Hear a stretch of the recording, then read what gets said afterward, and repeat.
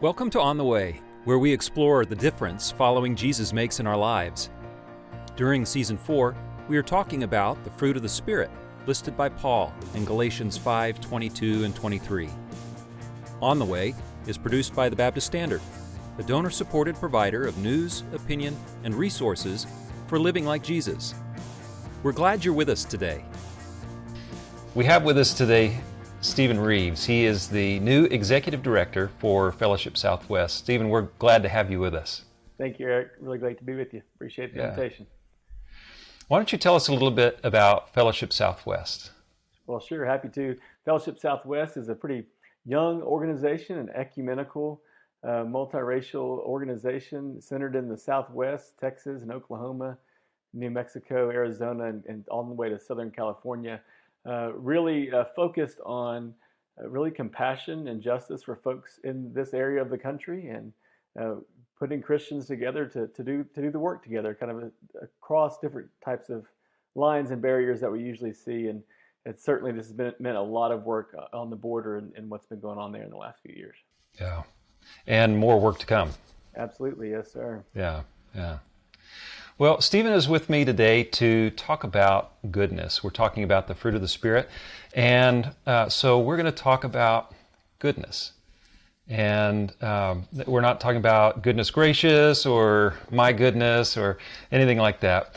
We're talking about goodness as a fruit of the Spirit that Paul lists in Galatians 5:22. Mm-hmm. So tell us about the biblical understanding of goodness. Sure. I think, when I hear that word in a biblical context, my mind actually first goes to Psalm 23, of that closing of that passage. Surely goodness and mercy shall follow me all the days of my life, and I'll dwell in the house of the Lord forever. All right. And when you think about that, that is a psalm of God's faithfulness, of God being good, of Him walking with us and providing. And so, that's sort of where I center it of the goodness of God. And then I think of Genesis 1, of creation being good. God saw it and saw that it was good, and it was good, over and over and over again. And so I think of the provision of God and His faithfulness, and then abundance and balance and harmony that was there at creation. So I'm going to jump in real quick, because the way you've defined that so far, by going to Psalm 23 and Genesis 1, what I'm hearing you say is that goodness is, one, defined by God, and it's imparted by God. Because creation, He repeats again and again, this is good, this is good, this is good. Creation hadn't done anything to earn that label. This was God's determination. That's right, and I think it was, just as mankind was made in God's image, He put a part of Himself in creation and said, this is good, this is good. And so I think so the goodness then starts with God. Okay. So where Paul uses this word then, he's using a word that is rooted in or finds its origin and character in God. I would say yes, I agree with that for sure. Yeah, when I think about goodness, of course, there is Psalm 23, of course, and a song comes to my mind. I did this with Craig Curry in an interview with him, and a song came to my mind, but I'm not going to sing in this one. So, right. Yeah, surely goodness and mercy will follow me all the days of my life, yeah. But I also think about Søren Kierkegaard's book. Actually, it didn't start out as a book. It became one. Purity of heart is to will one thing. And he talks about being willing to be so singularly focused and committed to the good that a person would be willing to suffer anything for the good. Yeah. Yeah, I think that, going back to the fruit of the Spirit that Paul lays out there, I mean, that is that kind of commitment, right?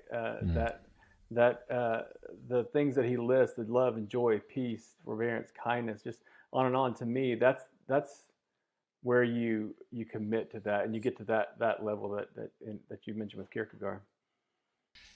Now, when we get to Paul, it seems like, at least in the context, that he's moving beyond simply a description of someone given by God, and he's using a word that actually refers to an action. So goodness then would suggest that this isn't just necessarily a state of being, it's also a description of how we carry ourselves in the world. Absolutely. I would agree with that. As I was thinking on goodness, I also thought of 2 Peter, where it says we are called by His goodness, and then to support your goodness with knowledge and self-control, and then it kind of goes on from there. But it really talks about the goodness of our actions being part of our witness, and so that goodness is beyond just sort of that character, and it is part of our actions as Christians, for sure. You mean it's related to our testimony? To our witness? I would think so, yeah. Okay. If we don't look to others like we have the fruit of the Spirit, perhaps they're not going to be so interested in the type of faith we're proclaiming, if it doesn't seem to be put into practice. We'll be right back after a 15-second sponsor break. Since 1952, South Texas Children's Home Ministries has focused on healing hearts and sharing hope. Their 9 ministries focus on helping hurting children and families, all regardless of an individual's ability to pay. To find out more, visit www.stchm.org. So, what is this goodness then that we're talking about? What does it look like in the world that we're in? Because I don't know about you, but I would not necessarily describe what I see in the world as so often as good. Mm-hmm. Yeah, I mean, it doesn't feel like that anyway. I agree, and I think going back to the fruit of the Spirit, that goodness is listed among these other things, of peace, love, joy, faithfulness, gentleness, self-control. To me, those are all part of the goodness. And then as I was reflecting back on it, I was really taken by the descriptions of what is the flesh and how accurate they are in describing what we see in our world today: hatred, discord, envy, jealousy, rage, selfish ambition, dissension, and factions.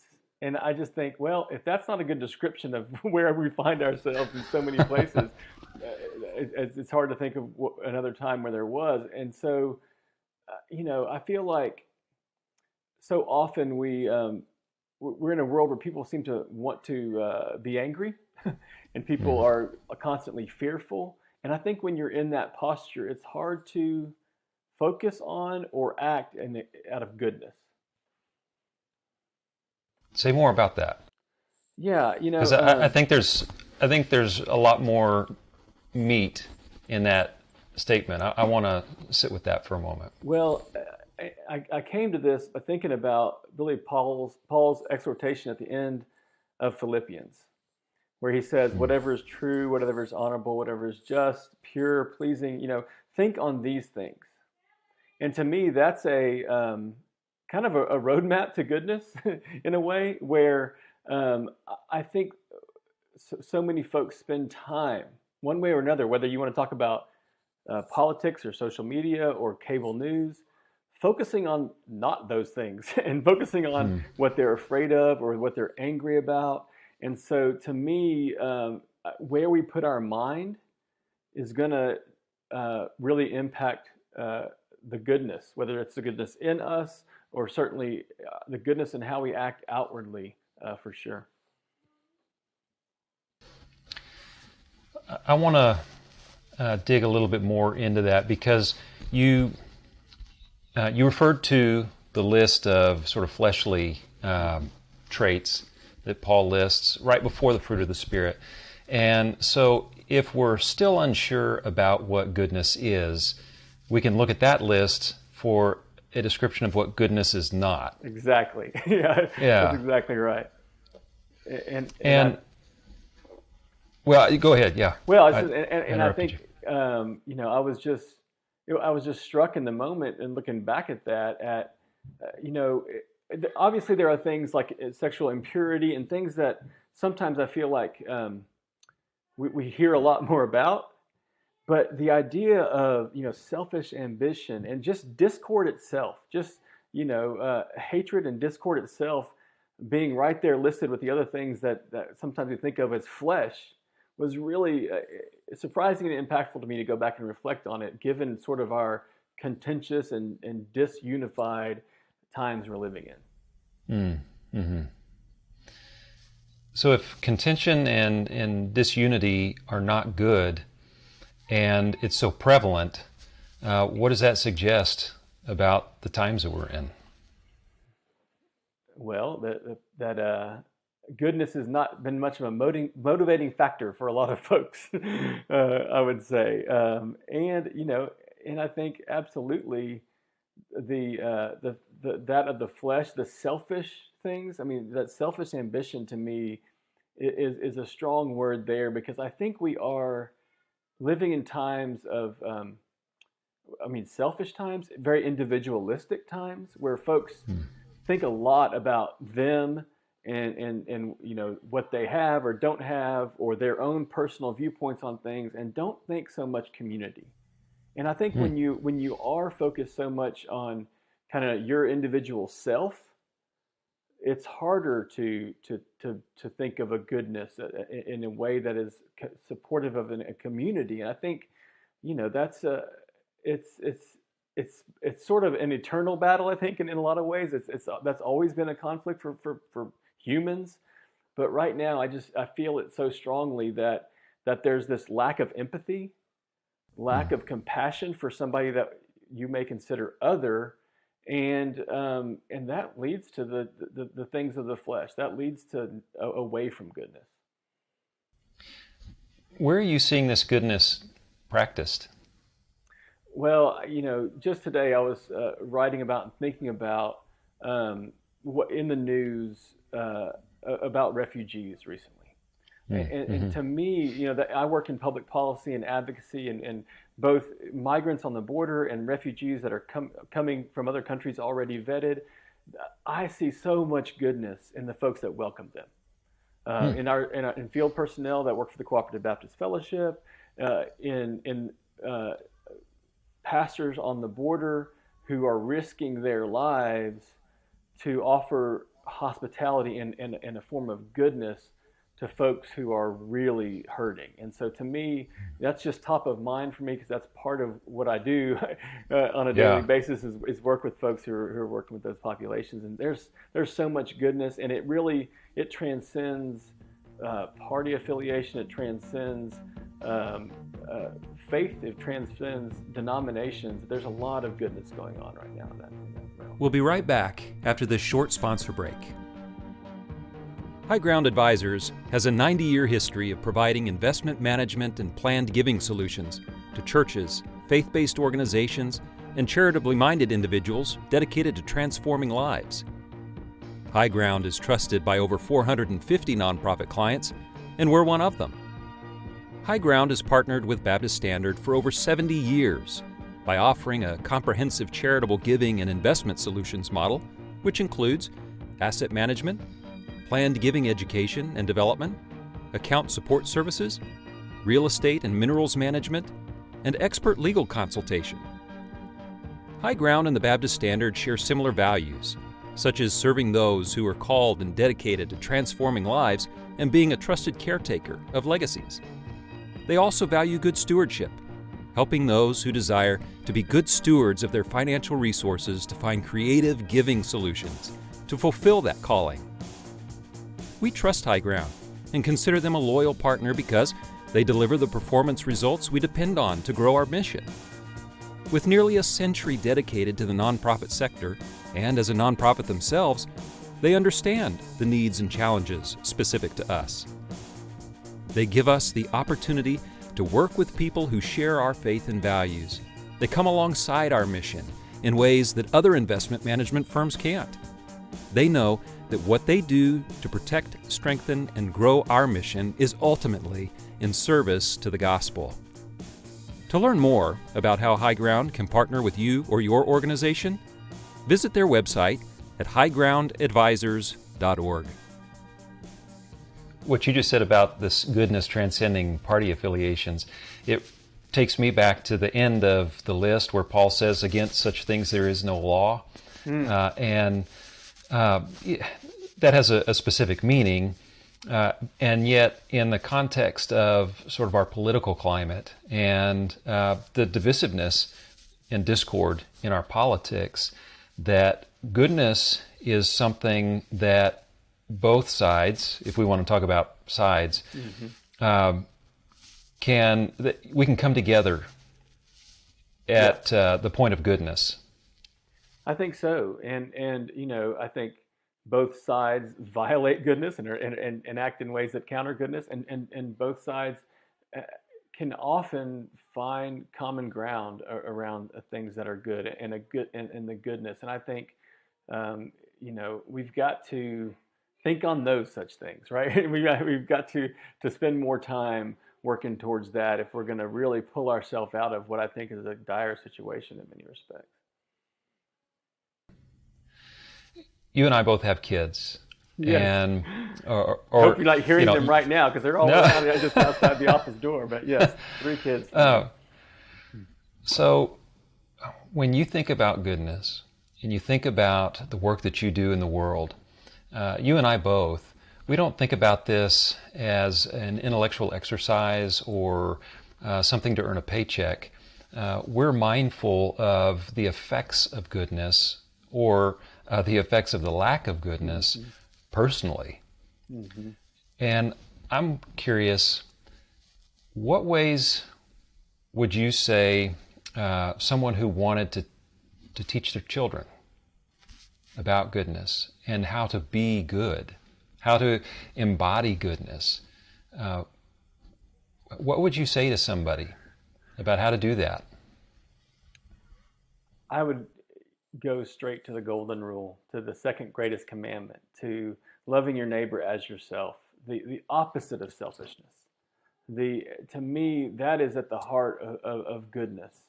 And I think that, for me, doing this work, having kids, thinking about the future of my country or the future of the church, I want to impress upon my children that Christians and Baptists and folks in our country look out for others and have a community mentality, the common good being important, and really thinking about, if you want it for yourself, you should want it and work for it for everyone else.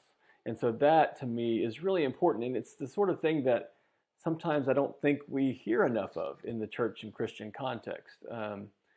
That, too often I think the messages can be too individualistic and also based in fear and sometimes even anger. And so that's, in my work with my children in the future, that's more important for me. That I didn't even plan that, but y'all probably heard that. To me, that's really important. Yeah. I heard, not only did I hear the sound of a little one, which is great. I don't want to cut that out at all. I also heard that there's fear. I would add that there's anxiety. It would seem to me that we are in anxious times, and sometimes that is expressed in fear, sometimes it's expressed in anger. It looks a lot like hatred in some places. But it seems to me that anxiety is also an opposite of good. I would think so. I think it's very hard to act out of anxiety in a way that's good. If you're worried, I think anxiety leads to sort of self-preservation, which is also, a kind of that form of selfishness, back to that self and that individualistic mindset. And so, there are things to be anxious about. There's no doubt about it. But we are in the midst of lots of rapid change. But I think that anxiety is just kind of a barrier to goodness, I guess you would say. I'm thinking about what you're saying, and right now in Texas there are several bills before the legislature. By the time this podcast interview airs, decisions will have been made about those bills. And one of the questions about almost each one is, what is good for our state? What is good for our communities? At the church level, pastors and leaders are asking, what is good for my congregation? Through the pandemic, they were constantly, and still, almost week by week, trying to figure out what is best for my congregation. Mm-hmm. Do we meet in person? Do we not? Do we open worship back up in person, or do we stay online? It sounds like goodness is something that we are constantly engaged in seeking. Yeah. I think we have to be. I think that's part of faith. I mean, if it was easy, I don't recall the easiness being a big sell for Jesus, who took up his cross and asked us to do the same. So I think as faithful, thoughtful Christians, you have to struggle to be good and to practice goodness. And I think, you mentioned the political context. I think what's really important for me, and what is sometimes I think is not often enough seen in the political context, is thinking beyond just party, right? Where my primary voters, if that's all you're thinking about, then I think it's harder to get to goodness, to think about the common good and for people who maybe aren't like you and aren't like your primary voters, which is what it boils down to so often in politics. And so I think that it is difficult. And, similarly, they're leading a congregation. I mean, I know this has been one of the most stressful times for any pastors I've talked to. Yeah. And it's also, you're not just thinking about, okay, the young, healthy families, but what about the vulnerable, the older members? And I think that's a lot. It is a constant thing to weigh on your mind, to try and reach goodness in these sorts of decisions. Yeah. Well, as we wrap up, we're getting close to the end. What I hear, another thing that I hear is that trying to define goodness actually is not rocket science. It's not some secret knowledge that we have to know the magical keys to unlock. It's almost, as you said in the very beginning, by nature of God creating us, it's inside. Well, when I say inside of us, I mean God put it in us. We know intuitively what goodness is. It's not rocket science to figure it out, but practicing it feels like rocket science because we're constantly at war with ourselves. And absolutely, yeah. I think it's always tempting to go with the selfish, and I think if you know goodness sometimes by what it's not, then and you look back at those things that are the flesh, and it's to me it's the combination of those fruits of the Spirit and the golden rule, and I think I do believe that God works through us and works through our minds and hearts, and so we can get there, even to know what it is, even when it is difficult to practice. Yeah. Stephen, thank you for talking with me today and for helping us think about and think through goodness. Well, thank you so much, Eric, for the invitation. It was good to be with you. And this could keep going on. This is a good conversation. So glad to be a part. Following Jesus is a way of life carried out over a lifetime. If this podcast has encouraged you to become a follower of Jesus or to follow him more closely, we'd love to hear from you. If you enjoyed this podcast or found it helpful, please leave a review wherever you listen to podcasts so others can find it more easily. Thank you for being with us today. On the Way is produced by the Baptist Standard, a donor-supported provider of news, opinion, and resources for living like Jesus. To make a donation, visit baptiststandard.com/donate. To receive the Baptist Standard weekly newsletter, visit baptiststandard.com and click or tap subscribe.